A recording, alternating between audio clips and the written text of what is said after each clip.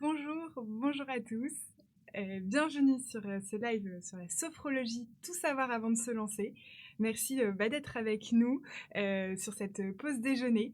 J'espère que je vais pouvoir nourrir vos réflexions sur la sophrologie, sur votre projet peut-être de reconversion ou de formation à la sophrologie. Moi, je suis vraiment ravie d'être avec vous pour passer une petite heure. Et avant de me présenter et puis de se présenter mutuellement, j'aimerais bien juste savoir si vous m'entendez et vous me voyez bien. Donc n'hésitez pas à me dire dans le chat que vous avez à côté de la vidéo, si voilà, déjà peut-être si vous entendez et me recevez bien pour ajuster si besoin. J'attends quelques secondes avant de continuer pour être sûr qu'au niveau technique tout fonctionne. 5 sur 5, nickel, merci beaucoup. Bonjour Chris, bonjour Vincentica, bonjour Angélique. Je suis donc ravie d'être avec vous et de passer ce petit temps aujourd'hui pour parler sophrologie. Alors, on va pouvoir peut-être d'abord se présenter. Alors, vous me voyez, vous m'entendez. Moi, je suis Flore. Je suis responsable de FPS, l'école des professionnels du bien-être. FPS, on est une école qui accompagnant depuis 10 ans des sophrologues qui peut-être comme vous, enfin, qui étaient comme vous il y a entre 1 et 10 ans. Il y a 1 ou 10 ans, ils étaient comme vous en train de se poser la question de se reconvertir dans la sophrologie, puis ils ont sauté le pas. Et nous, voilà, c'est vraiment notre mission, ça a été de les accompagner et puis de vous accompagner peut-être dans le futur à réussir ce changement de vie, à vous former, à avoir toutes les compétences nécessaires et puis à exceller ensuite et à vraiment vivre de votre métier. Vous pouvez me dire peut-être dans le chat qui vous êtes, peut-être vous présenter brièvement pour m'expliquer un petit peu votre projet, pour savoir si c'est un projet long, enfin qui est pour demain ou pour janvier par exemple, ou un projet plus long terme pour 2026. Peut-être me dire aussi quel est votre métier actuel, qu'est-ce que vous souhaitez faire avec la sophrologie, voilà, pour que je puisse adapter mon discours à chacun, enfin voilà, un petit peu aux différentes situations voilà, que vous portez aujourd'hui. Donc n'hésitez vraiment pas à vous présenter dans le chat et puis ça rend la chose plus interactive. On est voilà, tous ensemble aujourd'hui, donc voilà, faisons connaissance. Bonjour Alphonse, bonjour Priscilla, bonjour Zia, bonjour Blandine, bonjour Michael. Voilà, trop bien, vous êtes très nombreux, donc c'est un grand plaisir de faire cela avec vous. Il y a toujours un petit décalage entre le moment où je parle et le moment où vous me recevez, donc je vais attendre parfois quelques petites secondes que vous puissiez interagir dans le chat. Voilà. En attendant que vous vous présentiez, je vous présente rapidement l'école, mais j'y reviendrai à la fin. Donc FPS, on est une école donc créée en 2014 par Alexandra Royer, qui est une sophrologue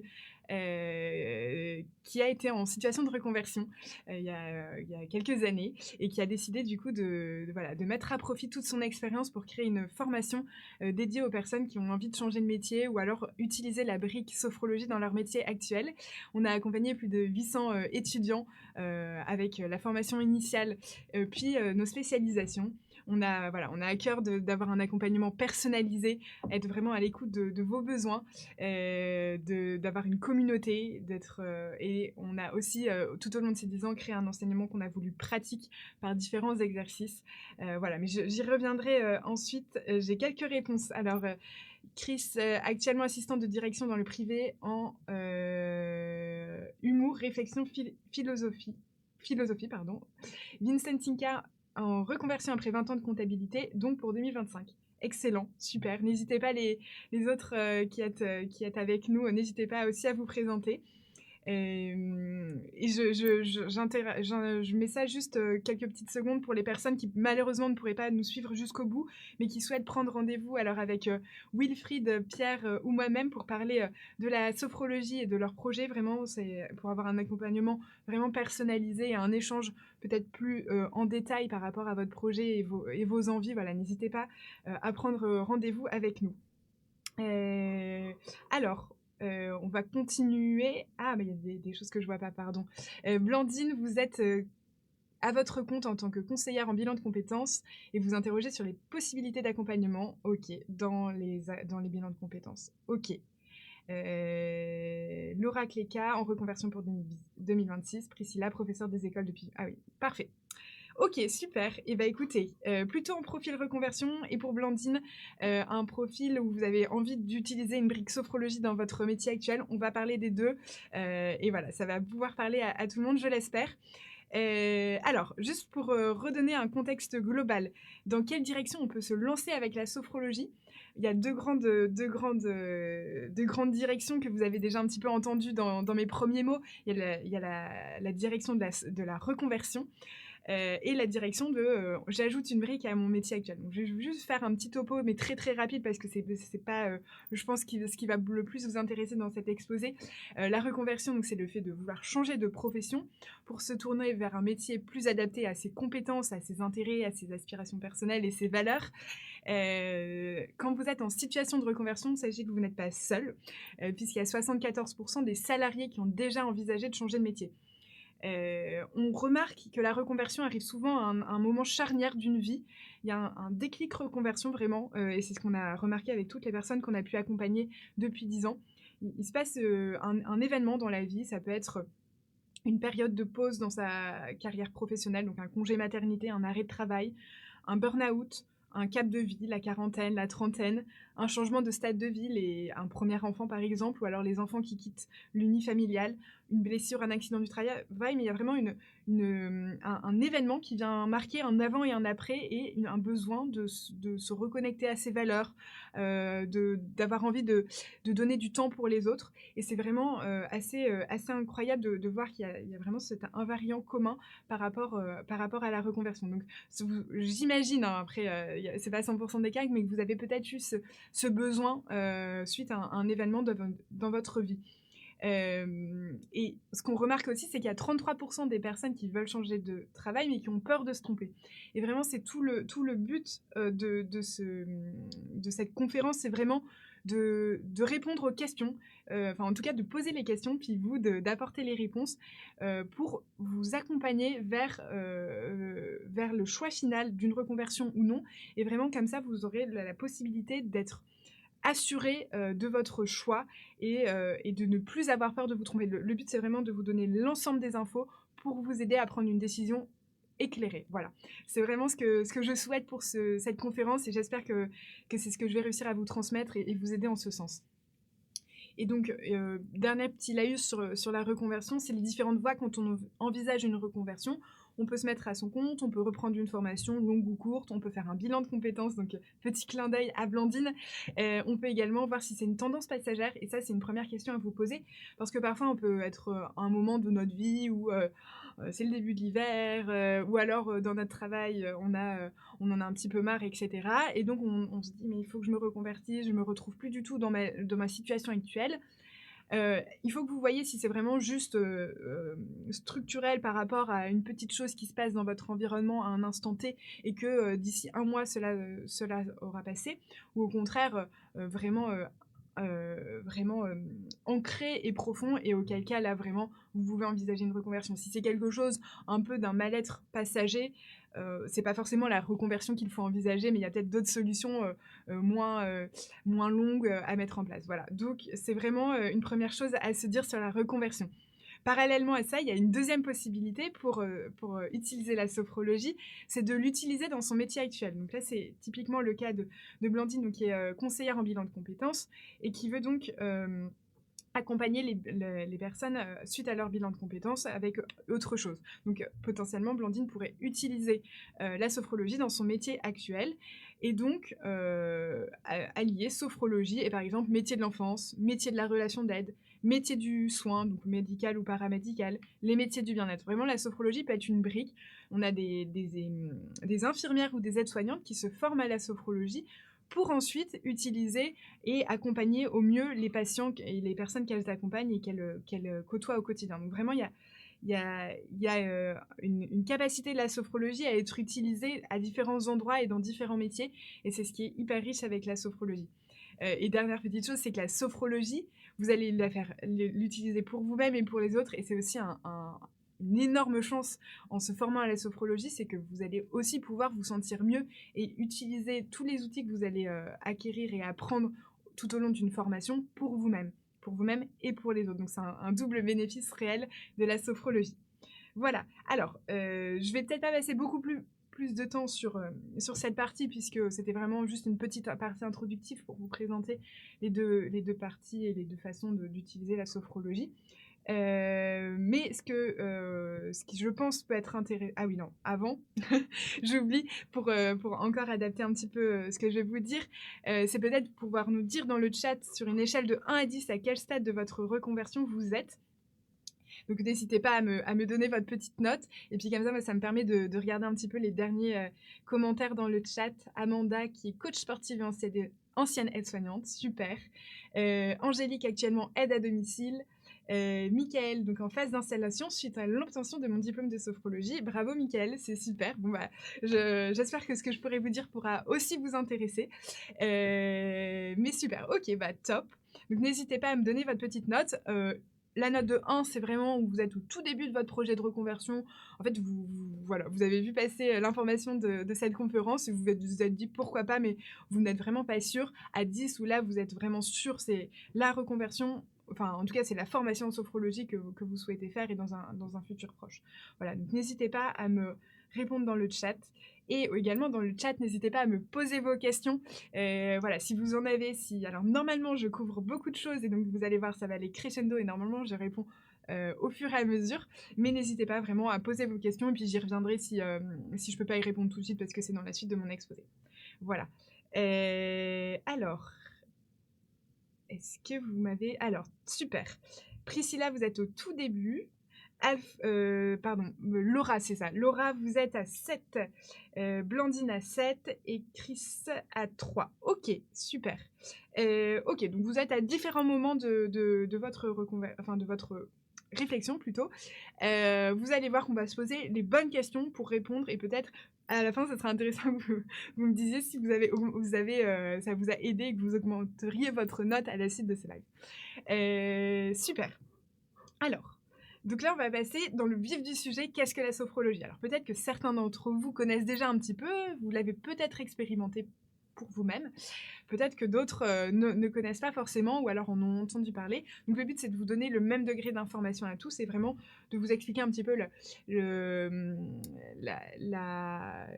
qu'il y a derrière la sophrologie, un petit peu ce qui est derrière la sophrologie et ce que le créateur de la sophrologie a voulu transmettre et comment il a voulu aider les personnes en créant la sophrologie.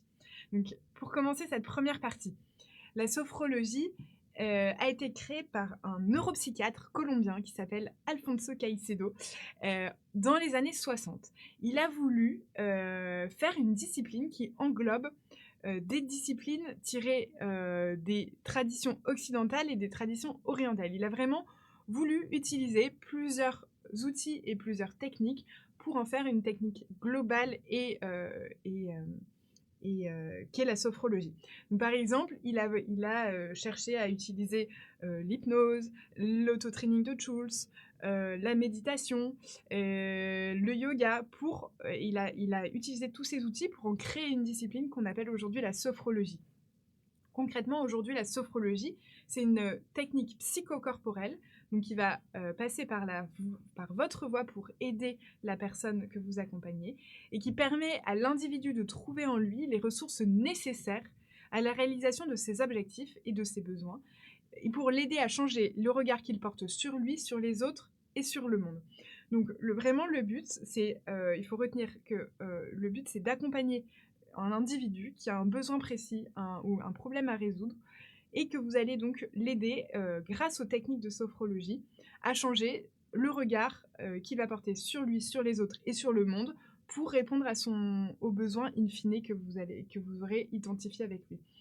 Ce qui est hyper intéressant avec la sophrologie, c'est que c'est une grosse boîte à outils et que vous allez donc tirer les outils et l'évolution de ces outils pour le besoin en particulier de la personne que vous accompagnez, et qu'à la fin des séances que vous aurez animées pour cette personne, que cette personne soit en mesure d'être autonome par rapport à la réalisation de son objectif ou de son besoin.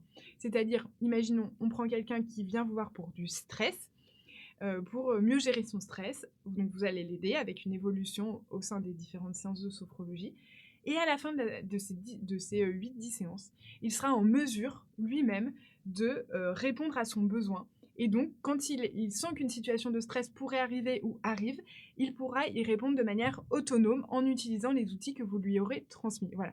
On vise l'autonomie avec la sophrologie, contrairement à d'autres disciplines du bien-être, et c'est ce qui est extrêmement précieux et qui va vraiment permettre, en fait, vous avez un rôle en tant que sophrologue ou futur sophrologue de transmission, donc de relation d'aide, mais également de transmission de la sophrologie. Ce que je vous disais, c'est que Alfonso Caicedo donc, a pensé cette discipline comme un agrégat, enfin comme un agrégat de différentes techniques qui existaient déjà. Donc et donc on utilise différents outils que sont la respiration, la détente musculaire, l'activation du corps par le mouvement, la prise de conscience des sensations corporelles, la visualisation positive. C'est vraiment des outils que vous retrouverez tout au long d'un parcours de sophrologie et qui sont essentiels à la conduite d'un protocole de sophrologie. Ce qui est hyper important également et ce que je voulais vous transmettre aujourd'hui, c'est les 4 principes fondamentaux de la sophrologie qui permettent vraiment de comprendre ce qu'est intrinsèquement la sophrologie.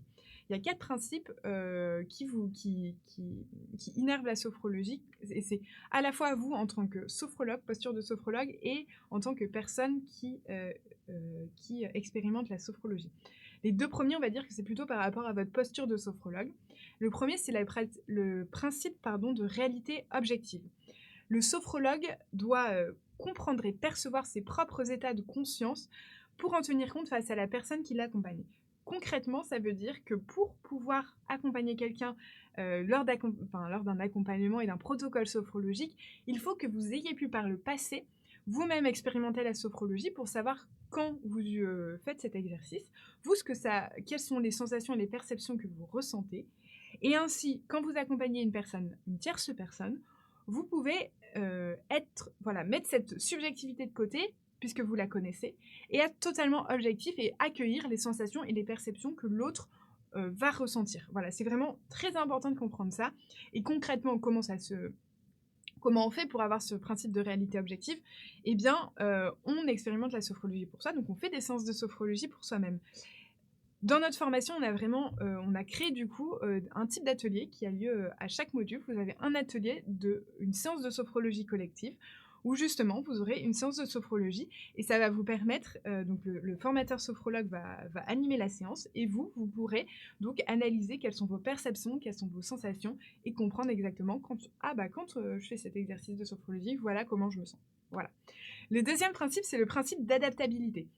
Vous devez adapter votre pratique à la réalité de la personne que vous accompagnez. Donc encore, c'est un principe lié à la posture de sophrologue, c'est-à-dire que il n'y a pas un protocole qui est applicable à toutes les personnes. Vous allez l'adapter en fonction du besoin, en fonction des ressentis de la personne, et vous allez donc il faut vraiment avoir à cœur de ne pas copier-coller des protocoles ou des exercices, mais vraiment d'accueillir ce que l'autre ressent pour faire évoluer votre pratique. Le troisième principe, c'est le principe d'action positive. Donc là, c'est plutôt un principe général. C'est-à-dire qu'une action positive sur une partie de la conscience se répercute positivement sur l'ensemble de la personne. Donc, pour le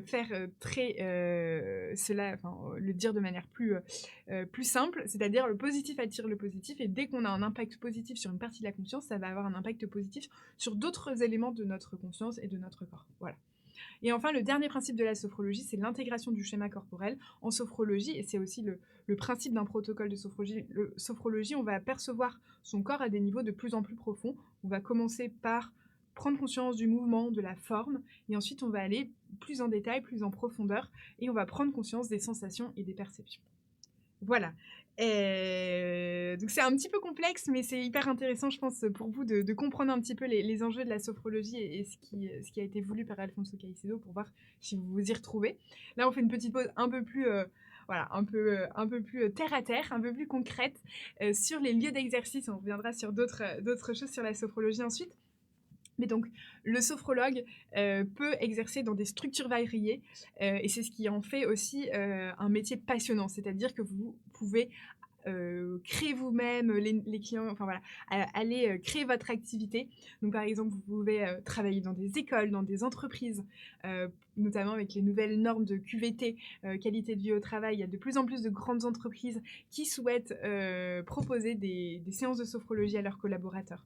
Vous pouvez travailler dans des EHPAD, dans des maisons de retraite, à votre domicile, ce qui est, on va dire, le cas le plus fréquent ou en cabinet, sur des salons, sur des événements, en ligne. Vous pouvez être, sophrologue 100 en visio, ça se fait très, très bien et notamment pour les personnes qui ont des acouphènes, et elles préfèrent les enfin voilà, elles sont assez demandeuses de séances de sophrologie en ligne, par exemple, donc en visio. Vous pouvez travailler également dans des hôpitaux. Sur l'hôpital, il faut garder à l'esprit, et c'est très, très important et c'est pour éviter toute dérive, que le sophrologue ne vient jamais se substituer à un professionnel de santé. Son action, c'est vraiment d'aider, de prévenir, d'accompagner, mais jamais de guérir. Voilà, donc on travaille dans des hôpitaux pas pour soigner le mot, mais pour être dans un mieux-être. Voilà. Donc c'est vraiment hyper important juste de garder ça à l'esprit.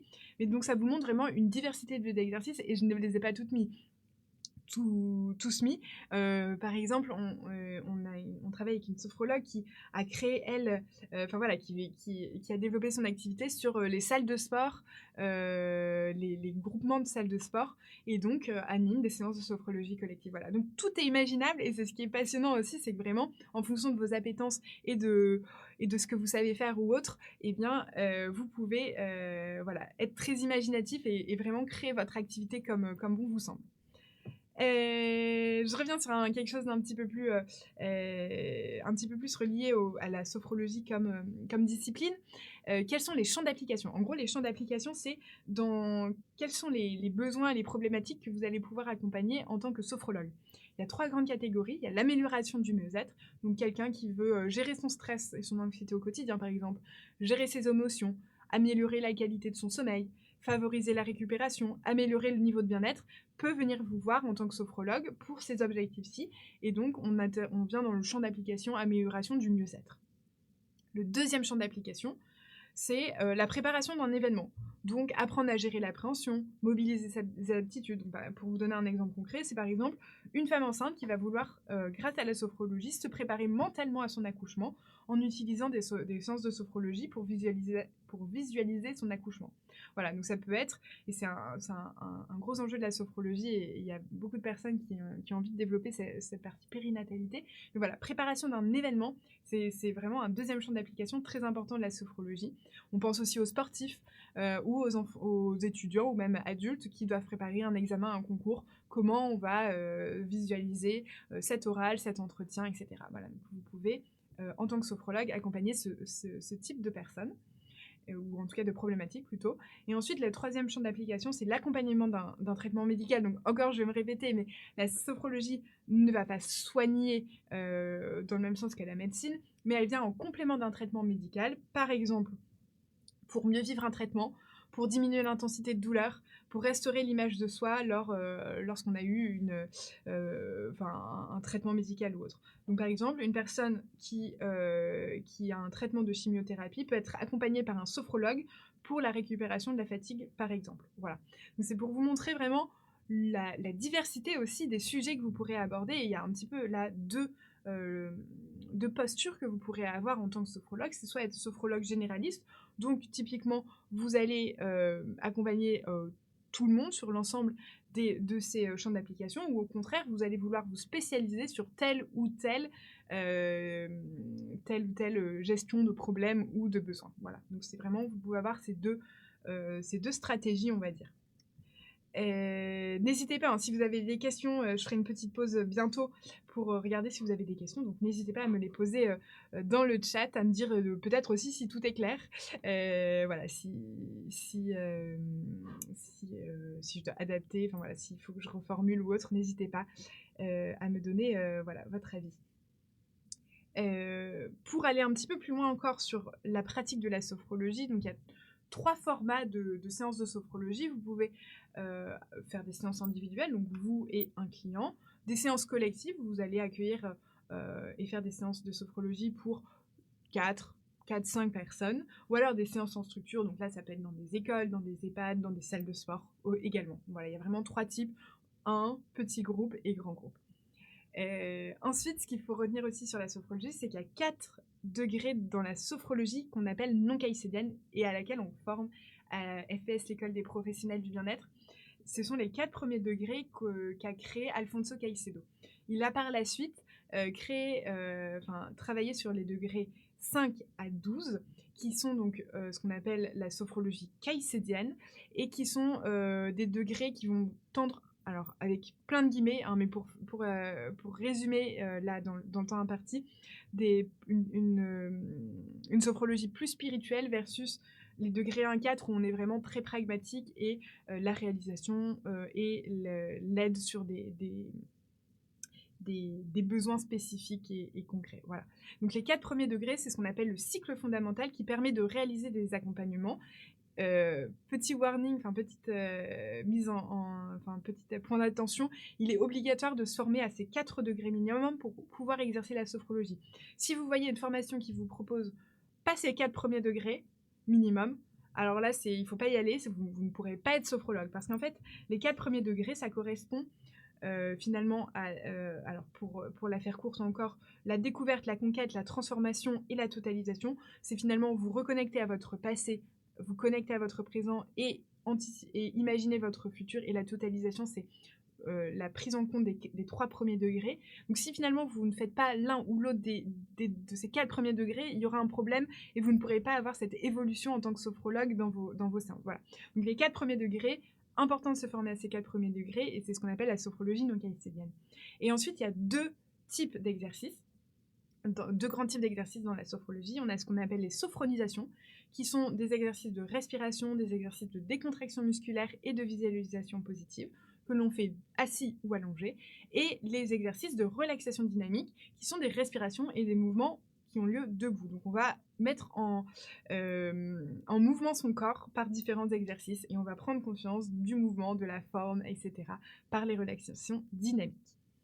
J'ai l'impression pour le moment tout est clair, j'ai pas trop de questions dans le chat, mais vraiment n'hésitez pas, hein, même à me dire que c'est clair, comme ça je sais que vous êtes toujours avec moi. Et dernière petite chose sur la sophrologie avant d'arriver sur les questions à se poser lorsqu'on a envie peut-être de se former à la sophrologie. Comment se déroule une séance de sophrologie ? Une séance de sophrologie, c'est une première séance qu'on appelle l'anamnèse. C'est le recueil d'informations qui permet de fixer les conditions d'accompagnement et les objectifs. Alors, Blandine, ça tombe parfaitement avec votre question sur est-ce qu'il y a une durée moyenne ou minimale d'accompagnement. Donc, avec cette anamnèse, vous allez avoir l'ensemble donc vous allez définir avec votre client le besoin ou la problématique qu'il a envie de traiter et de travailler avec les séances de sophrologie.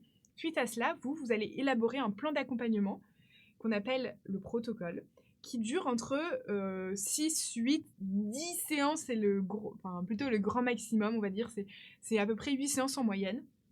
Donc, on va dire, il n'y a pas de durée, souvent c'est 6 séances pour la durée minimale, 10 séances c'est la durée maximale, on est en moyenne autour de 8 séances, mais ça c'est vraiment, comme vous dites Blandine, ça peut dépendre de chaque individu et du coup du problème et de la façon dont vous avez interagi aussi avec votre client. Donc vous allez élaborer ce plan d'accompagnement, donc entre 6, 8, 10 séances. Vous allez utiliser différentes pratiques, la respiration, la détente musculaire, l'activation du corps par le mouvement, donc les outils qu'on a abordés au début de cette conférence. Donc vous allez élaborer ces protocoles et ensuite donc, vous allez animer les séances selon un schéma. Donc à chaque séance, vous aurez un temps d'accueil qui permet donc de comprendre la situation du jour de votre client, peut-être récolter ce qu'il a ressenti suite à la séance de la semaine dernière, etc. Comprendre donc son état général, physique ou émotionnel. Ensuite, le temps 2, c'est un temps d'exercice, donc utilisation des outils qu'on a cités précédemment, et donc utilisation des exercices de relaxation dynamique ou de sophronisation. Ensuite, le dernier temps de la séance, c'est un temps d'échange dans lequel la personne que vous accompagnez va pouvoir vous exprimer les ressentis vécus au cours de la séance et d'intégrer les exercices, de vous poser les questions sur les exercices. Et ce que je vous ai dit au début, et ce qui est intéressant avec la sophrologie, c'est que vous avez à la fin de votre protocole d'accompagnement, normalement, la personne que vous avez suivie est en mesure d'être autonome par rapport au problème pour lequel elle est venue vous voir. Voilà, donc vous allez lui transmettre les outils et donc lui expliquer et voir quels sont les outils qui lui conviennent et les exercices qui lui conviennent. Voilà. Alors, avant de passer, je regarde rapidement le chat. Tac, tac, tac. Pas de questions, super. Et bien, continuons. Quelles sont les questions à se poser dans sa réflexion de reconversion en sophrologie? C'est ce que je vous disais, c'est un petit peu un grand vide quand on se dit: «Mais je vais reprendre une formation». C'est un petit peu un saut, oui, il faut sauter, et donc on est toujours un peu plus serein quand on sait vers quoi on saute, et donc il y a peut-être des choses des choses à valider par rapport à votre projet, à votre situation de vie. Donc on va voir ensemble un petit peu les différentes questions à se poser et voir si ça peut vous correspondre. La première question à se poser peut-être, alors c'est peut-être pas la première dans l'ordre, mais en tout cas la première que j'ai envie de vous transmettre et de vous partager, c'est: est-ce que la sophrologie est un secteur porteur? Souvent, et c'est tout à fait normal, on se demande si l'endroit, enfin le secteur dans lequel on souhaite travailler, finalement, va pouvoir nous permettre de vivre. Alors, est-ce que c'est un secteur porteur? Oui. La sophrologie, c'est vraiment une discipline du bien-être qui est très acceptée en France. Alors, on y reviendra après, mais c'est donc un métier qui n'est pas réglementé, mais pourtant qui est très intégré dans les mœurs et qui vraiment se développe. Pour vous donner des petits chiffres, 90% des Français ont déjà entendu parler de la sophrologie. 11 millions de Français ont déjà pratiqué la sophrologie. Et ce chiffre a été multiplié par 2 en 4 ans, selon la Chambre syndicale des sophrologues, de la sophrologie, pardon. Donc vous avez vraiment une acceptation commune, et vraiment les Français ont conscience de l'apport de la sophrologie pour aider à aller mieux et à se sentir mieux dans sa vie. Donc vraiment, vous avez sur ça, soyez rassurés, c'est une discipline du bien-être qui est vraiment, quand on est bien formé et qu'on a un bon sophrologue, qui est vraiment très bien accepté, et les gens vont assez naturellement voir un sophrologue pour tel ou tel problème. Voilà. La deuxième question à se poser, c'est: est-ce que vous, donc là c'est plutôt par rapport à vous-même, est-ce que vous avez les qualités pour être un bon sophrologue? Alors, je vous ai listé 9 qualités que je pense assez importantes en tant que sophrologue, qu'il faut avoir en tout cas, parce qu'on parle d'un métier de relation d'aide, de connexion à l'autre, donc il y a des qualités assez essentielles. Alors, rassurez-vous, il ne faut pas avoir ces 9 qualités, c'est pas du tout l'objectif, et puis ça voudrait dire que vous êtes quelqu'un peut-être de parfait, donc et personne n'est parfait, donc vraiment c'est pas du tout le point d'avoir ces 9 qualités, mais je pense qu'il faut avoir 4-5 de ces qualités pour se dire: oui, c'est un métier avec lequel je vais être en phase et qui correspond à ma personnalité. Vraiment, c'est un métier de relation, donc il faut que la personne aussi qui vienne vous voir se sentent en confiance, se sentent bien, se sentent écoutées. Donc, vous allez pouvoir me dire en commentaire peut-être le nombre, voilà, combien de qualités vous estimez avoir. Sachez aussi qu'on est souvent plus, comment dire, plus dur avec soi-même, et que si vous vous dites: oula, je me mets une qualité parmi ces 9 là, faites l'exercice avec d'autres personnes de votre entourage qui vous connaissent bien. Vous verrez que souvent on est assez dur avec soi-même, et qu'il y aura d'autres qualités qui ressortiront par un point de vue extérieur. Donc il y a l'empathie, l'écoute, la bienveillance. Ces trois qualités sont assez reliées. C'est-à-dire que voilà, forcément la posture du sophrologue, c'est une posture à la fois de vous parler, mais vous écoutez énormément. Empathie, vous allez comprendre, vous allez réussir à comprendre ce que ressent votre client. Et la bienveillance, vous n'allez pas juger, vous allez vraiment être neutre. Donc, une quatrième qualité, la neutralité. Vous allez être autonome. L'autonomie, c'est une grande qualité du sophrologue, puisque vous allez normalement devoir être plutôt à votre compte et devoir créer votre activité. On y reviendra par la suite. Donc c'est aussi une qualité essentielle. La patience, la communication, parce que oui, c'est un métier, donc ce que je vous disais, d'humain, d'échange. Donc il faut savoir présenter les exercices, présenter l'accompagnement, rassurer aussi. Rigueur, parce que c'est des personnes qui comptent sur vous, qui viennent vous voir, qui ont envie que vous les aidiez. Et donc, avoir envie d'aider les autres, c'est aussi une qualité essentielle, peut-être la première, d'avoir cette appétence pour accompagner et aider les personnes qui viennent vous voir. Voilà, donc n'hésitez pas à me dire en commentaire si vous avez 1, 2, 3, 4, 5, 6, 7, 8 ou 9, hein, vous avez le droit d'être parfait, c'était pas du tout un jugement de ma part. Voilà, mais n'hésitez pas à me dire. Priscilla 7, Ah, je vois une question de Nelly. Oui, vous pourrez revoir le live. On va vous envoyer, suite au live, un email avec le replay. Vérifiez dans vos spams, ça peut arriver parfois dans les spams, mais vous le recevrez. Priscilla 7. Est-ce que d'autres personnes se lancent? Bah, Priscilla, je pense que vous avez les qualités pour être une très bonne sophrologue. Voilà, c'est excellent. J'attends encore quelques secondes avant de continuer. N'hésitez pas. Bon, en tout cas, si vous avez l'impression que vous n'avez pas les qualités, vraiment, je vous conseille de demander à d'autres personnes. Souvent, c'est assez incroyable ce qui se passe et vous vous rendez compte qu'on est souvent dur avec soi.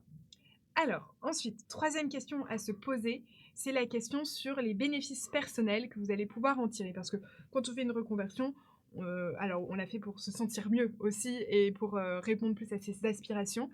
Donc, vous allez pouvoir vraiment, c'est un métier qui a du sens, vraiment. Et souvent, quand on est en reconversion, alors on a justement envie de remettre du sens dans son métier, dans son quotidien. Et la sophrologie, comme c'est un métier de relation d'aide, vous allez accompagner les personnes à aller mieux. C'est vraiment un bénéfice que vous allez pouvoir tirer également pour vous. Ensuite, vous allez aider les autres. C'est un bénéfice, je pense, personnel qui est assez, voilà, qui est assez fort. Vous allez pouvoir vous développer en tant qu'individu. Donc là, on revient sur le fait que la sophrologie, donc vous allez la transmettre aux autres, mais vous allez également la vivre pour vous-même et l'expérimenter pour vous-même. Et ça, c'est un énorme cadeau que vous faites si vous vous formez à la sophrologie, c'est que vous allez pouvoir vous aider vous-même. Et ça, c'est assez fou, assez incroyable. Et ensuite, vous allez exercer un métier flexible et diversifié. Donc, on a déjà évoqué cette flexibilité, cette diversité des lieux d'exercice, des champs d'application. Mais c'est vraiment quelque chose, en tout cas, qui peut vous procurer une satisfaction personnelle de découvrir différentes choses, de pouvoir, si à un moment donné vous en avez marre de travailler dans telle structure, de changer assez facilement. Enfin voilà. Donc c'est vraiment un bénéfice personnel. Ensuite, une quatrième question à se poser, c'est est-ce que vous pouvez vivre du métier de sophrologue? Alors là, on en vient. Alors souvent, on est prêt hein, quand on fait une reconversion à peut-être se dire ok, je veux vraiment me sentir mieux, j'ai vraiment envie d'aider les autres, donc je suis prêt à peut-être gagner un petit peu moins, mais finalement ça reste un métier, donc il faut pouvoir, je pense, garder en tête cette question de est-ce que je vais pouvoir en vivre. Il y a beaucoup de choses qui ont été faites, des études qui ont été faites sur combien gagne un sophrologue. Pour vous donner un chiffre, c'est le chiffre d'affaires mensuel moyen. On prend une séance qui coûte à peu près, dont le tarif est entre 60 et 80 euros. Le chiffre d'affaires mensuel moyen d'un sophrologue, c'est 1732 euros. Donc en début de carrière, et on reviendra là-dessus, le temps de se faire connaître, bah forcément vous allez être plutôt aux alentours de 900 000 pendant peut-être quelques mois, le temps de vous faire connaître, d'avoir vos premiers clients qui ensuite vont en parler à d'autres, etc.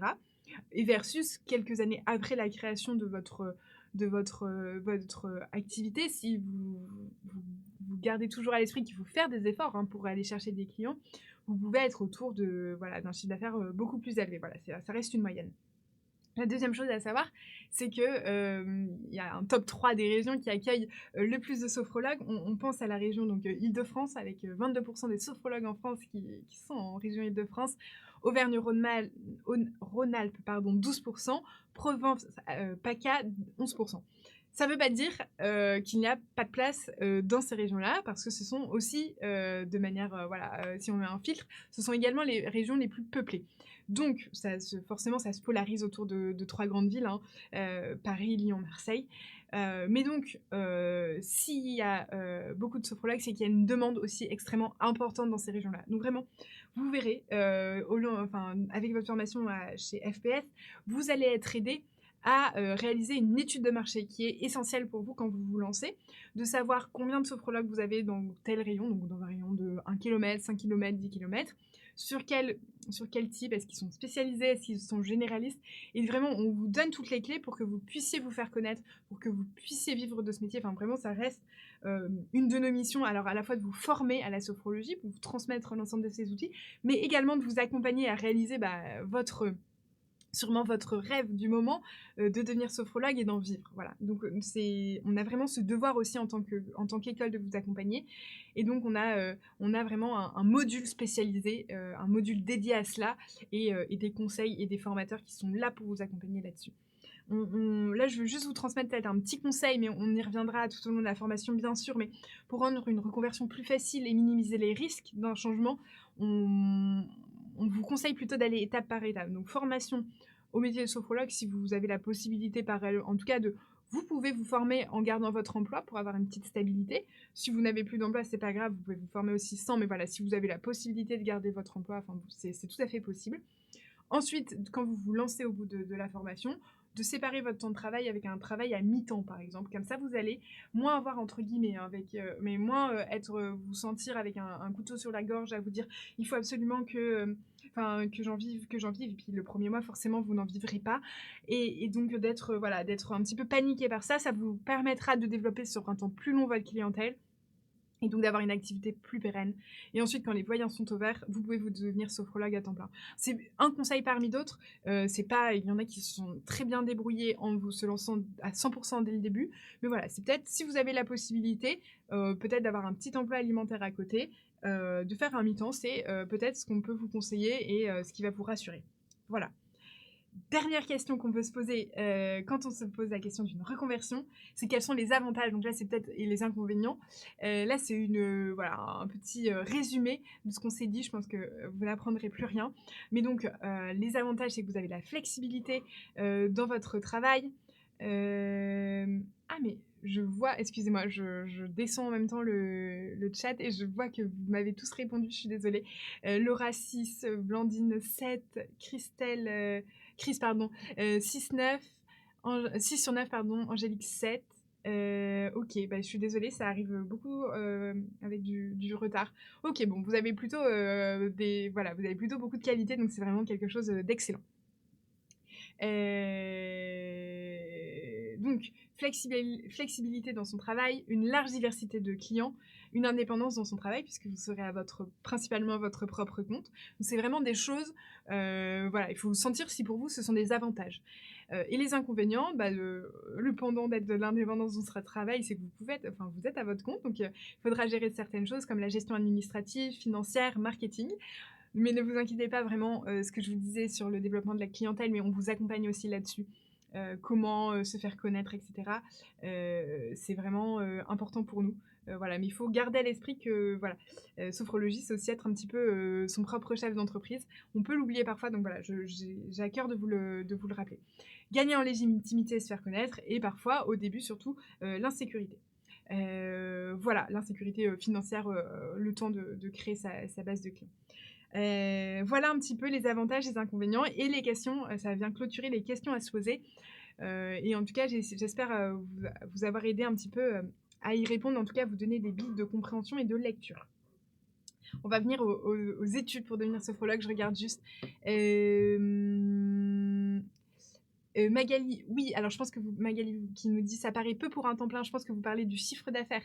C'est pas forcément, du coup ça prend en fait, c'est des chiffres qui sont faits sur la base donc de retour des sophrologues qui sont associés à la chambre syndicale, sauf que tout le monde n'est pas à temps plein justement. Voilà, donc c'est une moyenne qui est faite et qui prend en compte les différentes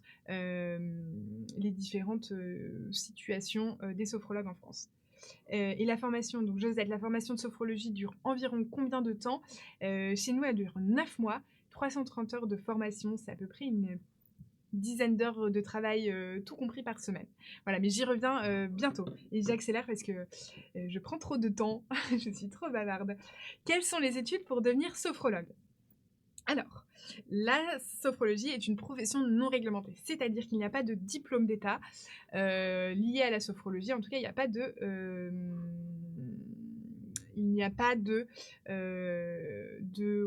diplôme et de référentiel d'État et d'un diplôme visé par l'État sur la sophrologie. Mais ça n'empêche pas que la formation pour devenir sophrologue est indispensable. Et vraiment ça, voilà, il faut vraiment l'avoir à l'esprit. On ne peut pas devenir sophrologue du jour au lendemain en disant « j'ai fait une séance de sophrologie, ouais, ça me parle, ça a l'air simple, je deviens sophrologue ». Non, non, non, c'est là où on arrive sur les dérives qui ensuite qui ensuite sont si dures à combattre en tant que sophrologue. Donc vraiment, la formation est indispensable. La formation il y a des diplômes universitaires, donc je vous disais, il n'existe pas de diplôme d'État. Il y a seulement des diplômes universitaires, mais qu'il faut appréhender avec beaucoup d'attention, car ils n'ont pas la même valeur que des diplômes d'université. Et surtout, ils ne forment pas forcément à tous les degrés de sophrologie. Donc on exclut plutôt le diplôme universitaire. Il n'y a pas de master. Également, ça vraiment, si vous voyez une formation qui vous vend un master de sophrologie, non, ça n'existe pas. Il n'y a aucun master de sophrologie en France. Il n'existe que des formations professionnelles. C'est vraiment la seule voie possible pour devenir réellement sophrologue certifié et qui permet d'être reconnu par ses pairs. Donc il faut, ce que je vous disais, pouvoir être formé aux 4 degrés minimum de la sophrologie. Enfin vraiment, c'est essentiel, les 4 degrés de la sophrologie. Je fais un petit laïus sur le titre RNCP parce que peut-être que certains d'entre vous se posent la question du titre. Alors, le titre RNCP a existé effectivement il y a quelques années pour beaucoup d'écoles de sophrologie en France. Il a vraiment offert un réel référentiel à la profession, c'est-à-dire que ça a permis de structurer les blocs de compétences, les compétences à acquérir, les objectifs, les examens. Enfin, vraiment, ça a été très bénéfique, ça a vraiment structuré et donné un cadre à la formation. Mais ce titre tend à disparaître. Il reste 2 écoles en France qui ont encore ce titre et il tend à disparaître parce que toutes les écoles qui avaient un renouvellement de titre, le titre n'a pas été renouvelé. Et donc les 2 dernières écoles ont un titre qui expire en janvier 2025, donc il y a vraiment une grosse incertitude sur ce titre. Mais finalement, du coup, c'est peut-être bénéfique. Le titre a été bénéfique puisqu'il a offert un référentiel. Et maintenant, peut-être que toutes les écoles vont être sur un pied de se dire, il n'y a plus de titre RNCP. Ce qu'il faut faire peut-être, du coup, pour vous donner une piste de lecture, s'il n'y a pas ce titre RNCP, vérifiez que l'école soit certifiée Calliope. Ça permet d'être vigilant sur la méthodologie de l'accueil de l'école ou de l'organisme de formation. C'est un audit très avec plein de critères à respecter, et donc l'école est auditée tous les ans et demi.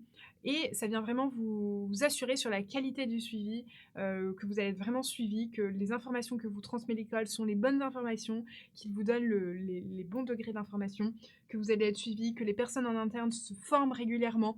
Enfin voilà, vraiment, c'est peut-être la chose à regarder, c'est si l'école est Calliope. Voilà. Priscilla, vous me demandez si on travaille pour une collectivité, un hôpital, etc. Est-ce que c'est aussi à son compte? Alors, soit vous êtes salarié de cette collectivité ou de cet hôpital, ou en tout cas employé, mais sinon vous pouvez, en tant qu'indépendant, être entre guillemets freelance et vendre vos services à cette collectivité, cet hôpital. Voilà, il y a les 2 façons. Comment développer son activité? J'y vais très rapidement puisque ça fait l'objet de tout un module de la formation, et je voulais vous redire donc les différentes étapes. On se forme à un métier, si l'on peut parallèlement à son emploi, sinon c'est pas grave. Ensuite, on va essayer de séparer son temps de travail, moitié sophrologue, moitié un travail un peu plus alimentaire, pour commencer à développer son activité. Et ensuite, quand les voyants sont ouverts, on peut devenir sophrologue à temps plein. Le deuxième petit conseil, c'est peut-être de ne pas vouloir louer un cabinet tout le temps. Ça peut être un écueil parce qu'un cabinet, ça représente une charge importante. Et ce que je vous disais, c'est qu'au début, il faut le temps de créer sa clientèle, et donc vous aurez cette charge qui sera peut-être supérieure à vos revenus, au chiffre d'affaires que vous aurez réalisé. Donc au début, on vous conseille de louer un cabinet à la journée ou à la demi-journée. C'est plutôt simple aujourd'hui. Il y a beaucoup d'autres professions. On peut penser à des kinés, des ostéos, des hypnothérapeutes. Enfin voilà, il y a vraiment beaucoup d'autres métiers, du médical, paramédical, bien-être, qui n'ont pas forcément besoin d'utiliser un cabinet de manière, à temps plein, et qui peuvent donc vous louer un cabinet à la demi-journée ou à la journée. Voilà. Et ensuite, bien cibler sa communication et se démarquer. C'est encore tout l'objet d'une étude de marché que vous ferez au long de votre formation pour savoir qui sont les sophrologues autour de vous, comment du coup cibler votre communication et comment vous démarquer. Voilà. Et peut-être du coup, comment se faire connaître. Là, c'est quelques petits conseils. Le bouche à oreille, vraiment, c'est la fidélisation et le bouche à oreille, c'est vraiment des choses assez essentiel quand on travaille à son compte. Voilà, donc des petites attentions que vous aurez envers vos clients et qui vont faire qu'ils se sentent bien, qu'ils se sentent accompagnés et qu'ils auront envie de promouvoir votre accompagnement auprès de personnes, auprès de leurs proches. C'est essentiel. On va partir ensuite sur des moyens plus digitaux et plus actuels sur la création d'un site internet, d'une page Instagram, de faire du Google Ads aussi peut-être au début. Donc vous positionnez sur des mots-clés qui est sophrologue par exemple et le nom de votre ville. Comme ça, quand quelqu'un cherchera sophrologue, je sais pas, Amiens ou sophrologue Montélimar ou autre, vous trouvera assez rapidement.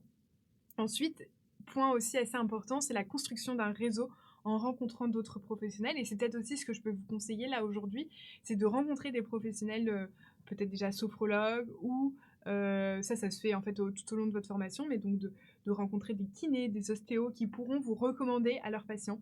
Ça se fait très régulièrement que des ostéopathes recommandent des sophrologues aux personnes qui viennent les voir.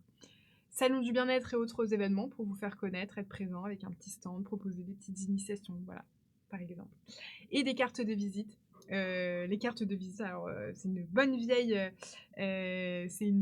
méthode, on va dire, mais qui fonctionne pour vous. Voilà, j'ai un de mes amis qui voyait dans une boulangerie il n'y a pas très longtemps une carte d'un sophrologue et qui m'a dit ah mais j'ai pensé à toi. Enfin, vous voyez, c'est vraiment des petites choses mais qui peuvent vraiment fonctionner. Voilà. Donc là, je pense que j'ai fini de vous présenter un petit peu la sophrologie, comment on en vit, l'essence derrière cette discipline. Je vais peut-être vous présenter maintenant notre école et notre formation. Je regarde juste Magali, est-ce qu'il y a un niveau minimum de diplôme pour accéder à la formation? Non, il n'y a pas de niveau de diplôme. Le prérequis, c'est de pouvoir en tout cas chez nous, c'est d'avoir accès à Internet et à un ordinateur pour pouvoir suivre la formation, puisqu'on est une formation à distance. Donc il faut avoir voilà, ces outils-là. Alors, qui on est chez FPS. Donc FPS, l'école des professionnels du bien-être, a été créée il y a 10 ans, donc en 2014, par Alexandra Royer, qui est donc ce que je vous ai dit au début, une sophrologue qui a été en situation de reconversion et donc qui a vraiment eu à cœur de créer une formation qui s'adapte aux contraintes de chacun et qui épouse voilà, les besoins et les contraintes des personnes qui sont en situation de reconversion. On a accompagné donc depuis ces 10 ans entre 800 et 900 élèves donc dans ce changement de vie pour donner un sens à leur métier, donc comme vous peut-être aujourd'hui. Notre école est donc rattachée au groupe Strada Éducation qui accompagne et forme chaque année de nombreux élèves dans différents domaines, notamment les domaines juridiques. Et donc, on bénéficie grâce à cela de 35 ans d'expertise pédagogique et technique et vraiment d'une valeur qui imprègne voilà, toutes nos équipes d'excellence et d'accompagnement vraiment des élèves de façon individuelle et d'être là tout au long du parcours de formation. C'est vraiment ce qui nous anime. Voilà, donc vous voyez une partie de l'équipe. Voilà, une partie de l'équipe.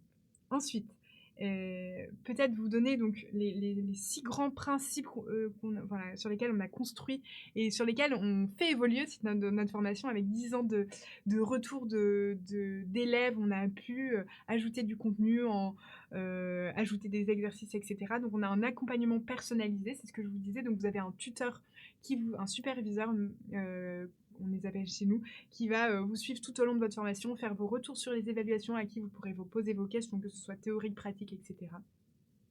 Vous avez une communauté d'entraide, donc les autres stagiaires en formation, les anciens d'FPS, les formateurs, un enseignement pratique avec des ateliers de mise en pratique à chaque module de formation. Il y a 7 modules de formation et à chaque module, vous aurez 3 ateliers. Un atelier questions-réponses, un atelier de sophrologie, séance de sophrologie collective pour expérimenter la sophrologie pour vous-même et un atelier de mise en pratique, donc de travail sur un cas. Donc le sophrologue formateur vous expose un cas qu'il a pu rencontrer et vous allez devoir créer en groupe un protocole, une séance, la séance d'anamnèse, etc. Voilà. Donc vraiment un enseignement qu'on souhaite pratique pour que vous vous sentiez légitime et vraiment armé le jour où vous vous lancez. Un apprentissage flexible, donc puisqu'on a une formation à distance où vous avez accès 24 heures sur 24, 7 jours sur 7, à nos contenus de formation. Ensuite, vous avez les séances, les ateliers en visio qui seront ensuite disponibles H24 sur votre plateforme d'apprentissage. Et ensuite, vous avez la troisième brique, l'accompagnement avec le superviseur.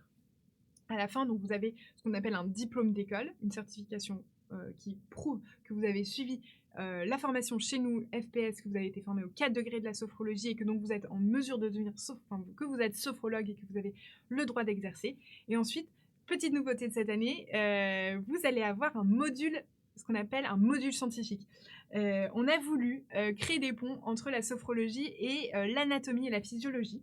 Et donc, on a Aurélien, un ostéopathe et kinésithérapeute qui a créé un module scientifique avec donc des cours d'anatomie et de physiologie pour faire les ponts entre quand vous exercez la sophrologie, quand vous faites tel ou tel exercice, qu'est-ce qui se passe dans le corps et comprendre un petit peu le fonctionnement du corps humain. C'est un module totalement optionnel, donc c'est-à-dire si vous ne voulez pas le suivre, c'est pas grave, mais on s'est dit que ça pouvait intéresser, que ça allait intéresser de nombreuses personnes, voilà, de s'enrichir aussi d'un point de vue scientifique et peut-être les cours de SVT remontent à pas mal de temps pour beaucoup, pour moi aussi, et donc voilà, d'avoir ce module scientifique pour être riche d'enseignements et voilà, de découvertes.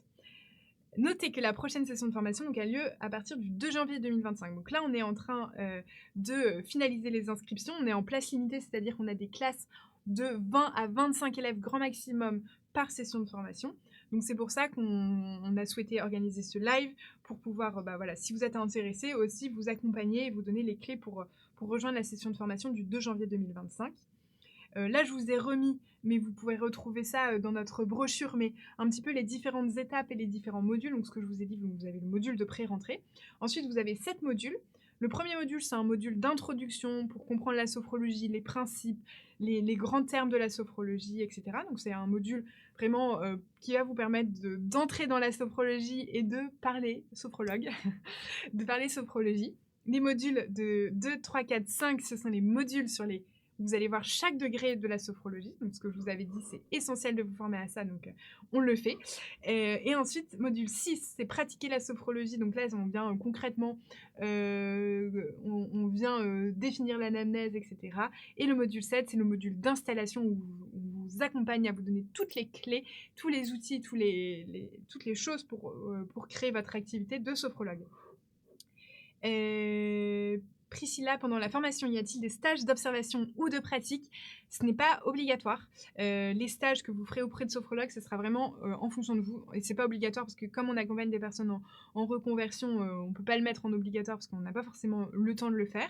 Si vous le souhaitez, vous pouvez. Mais normalement, avec la formation, vous avez tout ce qu'il vous faut. Vous n'avez même pas besoin finalement d'aller voir ce que fait un sophrologue puisque vous allez être accompagné par des sophrologues à la fois dans les séances collectives, à la fois dans les ateliers, à la fois si vous avez des questions. Donc finalement, peut-être faire une séance de sophrologie pour vérifier que vous aimez bien ça, etc., et que ça vous correspond, mais pas besoin de faire forcément de stage d'observation ou de pratique. Vous avez vraiment la pratique, vous allez la faire tout au long de votre formation. Vous aurez aussi à chaque fin de module une évaluation écrite qui est assez conséquente, mais on l'a voulu vraiment conséquente pour que vous puissiez vous entraîner à rédiger des protocoles, à rédiger ceci en fonction de tel cas. Enfin voilà, vous allez voir plein de cas, plein d'applications tout au long de la formation, donc le stage n'est pas forcément obligatoire.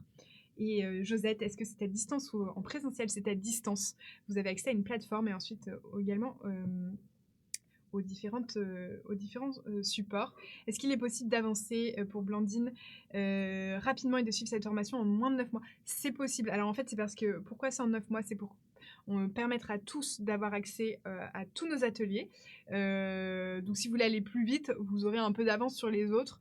Et donc, si vous voulez faire moins de 9 mois, vous ne ferez pas forcément les derniers ateliers. Voilà. Mais normalement, c'est possible. Si vous avez plus de temps et besoin d'aller rapidement, c'est également possible. Donc ce que je vous disais, c'est 330 heures de formation en 9 mois. Donc la prochaine session a lieu le 2 janvier 2025 jusqu'au 2 octobre 2025. Le module scientifique sera mis à disposition à partir de mi-novembre. Voilà, donc ça vous permettra de vous enrichir avant le début de la formation si vous le souhaitez. Donc c'est à distance pour répondre à Josette. 7 modules avec des classes en live, des cours disponibles sur la plateforme et un superviseur individuel. La nouveauté 2025, je vous en ai parlé. Et le tarif de 2200 €. Vous pouvez financer votre formation par financement personnel. On vous offre la possibilité de régler jusqu'en 12 mensualités sans frais, ce qui vous permet donc de payer 183 € par mois pendant 12 mois pour accéder à la formation. On est au tarif juste par rapport à l'accompagnement, par rapport aux efforts mis par les sophrologues, par toute l'équipe pédagogique, par toute l'équipe administrative également. Mais on veut que ça soit accessible au plus grand nombre et à toutes les personnes qui ont vraiment intrinsèquement cette envie de se reconvertir. Donc c'est pour ça qu'on vous propose cette mensualisation. Si vous avez des problèmes de financement, n'hésitez pas également à prendre contact avec nous. Je vais d'ailleurs vous mettre. Et voilà, si vous voulez prendre rendez-vous avec un de nos conseillers, donc ça peut être moi-même, ça peut être Pierre, Wilfried, Romane également, donc n'hésitez pas à prendre rendez-vous. C'est vraiment, on a réservé des créneaux pour vous qui participez au live, parce que voilà, on sent que si vous participez à ce live, c'est que vous êtes très intéressés. Comme nos places sont limitées, on veut vous permettre potentiellement de rejoindre notre formation, donc n'hésitez vraiment pas, c'est des créneaux qui vous sont réservés, qu'on a réservés pour vous, donc n'hésitez pas à abusez-en, je crois que ça se dit. Et puis, quel que soit vraiment votre degré de votre projet, voilà, si c'est en aucun cas un engagement, voilà, c'est plutôt pour discuter avec l'un de nous et voir, voilà, on a quand même pas mal d'exemples de personnes qui sont passées avant vous, donc voilà, on peut vous accompagner en ce sens.